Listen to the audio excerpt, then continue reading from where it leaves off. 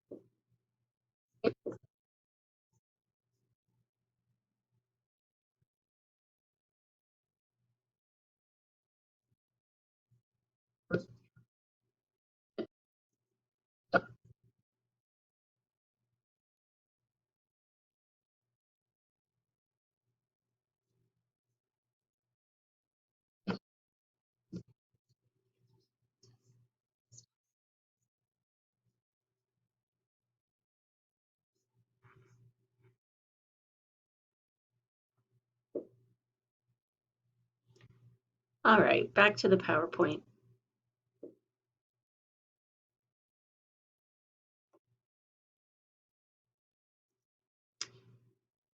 So this is a monopolar cautery, even though it's called a hot cone biopsy. As you see, it kind of has that ending like the Bovie cord does. It is using monopolar. Okay, next we go to our hysterectomy clamps. So the first one is our Haney hysterectomy forceps, and the second one is our Haney-Ballantyne. But the Haney hysterectomy forceps, the difference between the Haney hysterectomy and the Haney-Ballantyne are the serrations. So the Haney itself has these serrations that go across, and they both have a tooth. Therefore, clamping and occluding vessels and during hysterectomies and pedicles and broad ligaments. So they are clamping and occluding. And here you can see one being used. Usually when they use one, they'll use two. So, they're going to go clamp, clamp, cut, tie. So here's an example of them being used. And here's another video showing that. But we're going to start it at 1 minute and 54 seconds. You can watch the whole video yourself if you'd like, but I'm going to.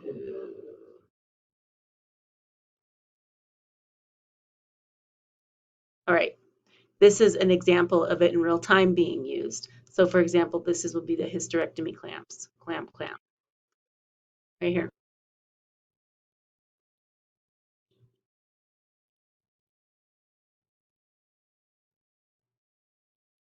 There's the second one.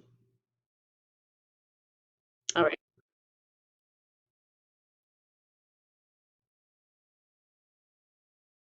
And then they're going to suture those.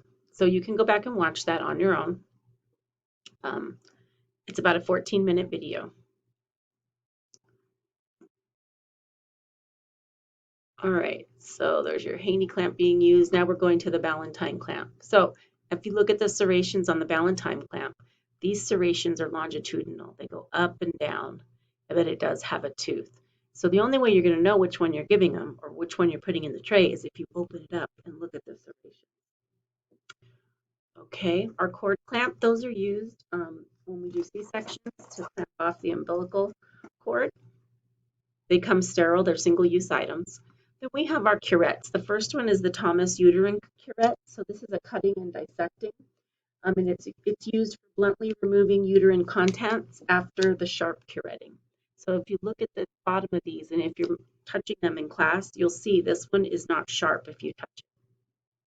The Sims are sharp. They're cutting and dissecting. Um, their shaft is malleable so that the surgeon can bend it at any angle he needs to, and they come in different sizes, as you can see here. The Kevorkian endocervical curette. So that is used for obtaining cervical scrapings. It also has a different kind of handle that's very narrow and rectangular shaped. And then you can see the top of it here is more rectangular shaped also. Our Haney uterine biopsy curette, that one is going to have our little serrated loop. So if you look, it kind of looks like there's little teeth on the very end. That's our Haney uterine biopsy. The Mayo uterine scissors. So these are going to be heavy, long, heavy scissors that can come curved or straight. And they're used for cutting the heavy uterine ligaments during a total abdominal hysterectomy.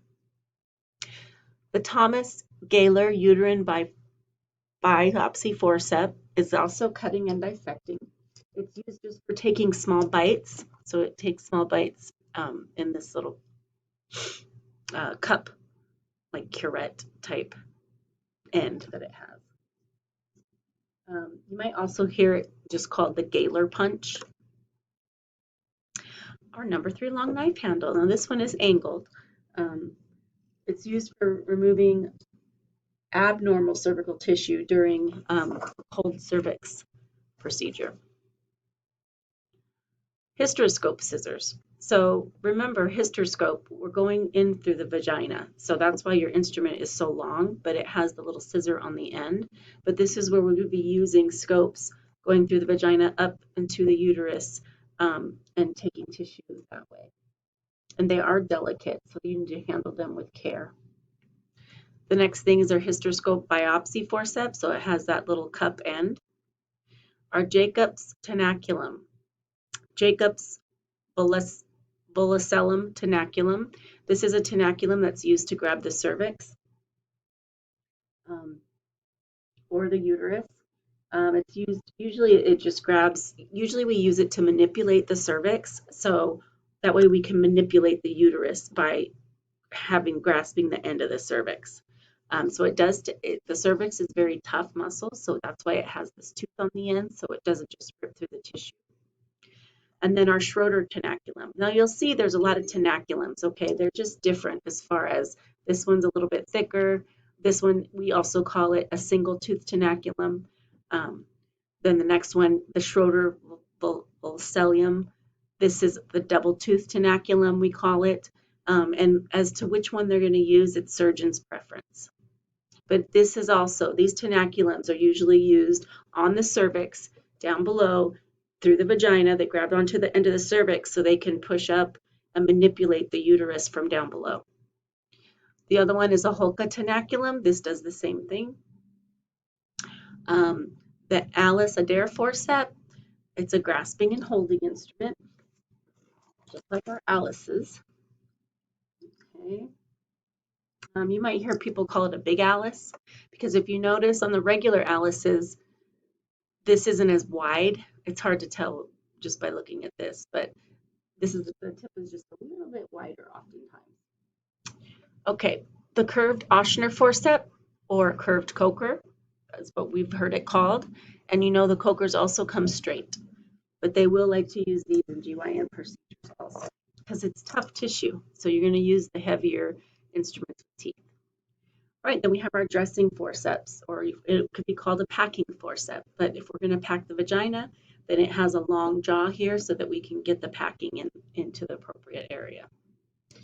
Overstreet endometrial polyforceps. It's used to remove endometrial polyps and um, and other intrauterine tissue. Then you have your Simpson obstructical forceps. It's for grasping and holding. This is to help get the fetus out, okay, for the fetus descent.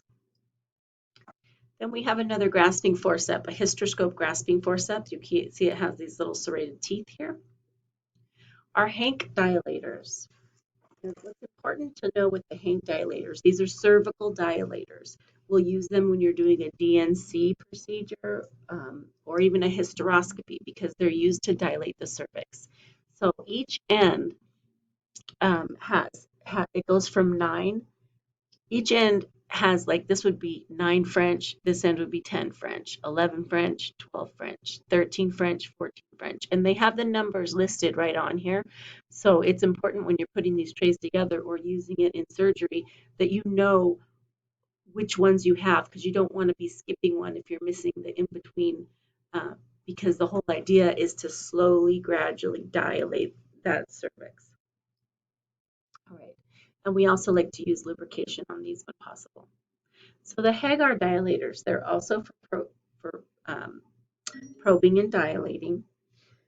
They also go from small to large on each end. And like I said, the numbers will be shown. So if they start out sizes 1 to 2 millimeter, 3 to 4, 5 to 6, 7 to 8, 9 to 10, 11 to 12, on and on. And we do use lube with these also. The next is our Pratt uterine dilators. Same concept. They're going to have numbers. They're going to gradually dilate. They're all the same, right? They're different kind of dilators. It's just what the doctor is used to, is to what he'll ask for. Next, we have our Sims uterine sound. And it's inserted in the cervical os to measure the depth of the uterus. We want to see the depth of the uterus with this, and it'll have numbers and lines on here, so we'll be able to see the depth. Off-guard weighted vaginal speculum. So this is a speculum that they'll place right into the vaginal floor, and it will, you see this long, it's a heavy weighted item. They'll sometimes put a glove on the end of this just to catch any of the blood or fluids that are going to come out of the vagina. But it's an Avard weighted speculum. Then we have our Graves vaginal speculum, retracting and exposing. This also goes into the cervix when they need to do a cervical exam, except it's a bivalve. Bivalve meaning this one is a single, see it only has one lip. This one has a double, it's got 2 lips. So they'll put it in closed and then they'll open it up and it is self-retaining and they'll push this little screw down, tighten it, and it'll stay open. The O'Connor-O'Sullivan retractor, this is a retracting and exposing. It's also a self-retaining retractor. This goes into if we're going from a laparotomy view, okay? So when you're working up top, this will go into the abdomen. Our Haney retractor, one end has a little curve on it and one end has a lip. An Eastman retractor kind of looks like a Richardson Eastman, right? This just has a little curl, the handle that you hold. This is just called an Eastman. Our baby Deaver, our bulb syringe to suction and aspirate. Usually this syringe is going to be used during a C-section to aspirate the infant after birth. A Deeley suction. This is just another type of suction that we can use to suck out the meconium once the baby is born. Usually you'll see these on a C-section and they're going to be need to used immediately. Our Haney needle holders. So our Haney needle holders, there's only one curved needle holder and that's the Haney. This is the Haney. When you'll see it's got the tungsten carbide in here and it's an approximating instrument because it's suture and stapling, so approximation. The GYNs love using these Haneys. When you do load it, the needle will go loaded away from the curve.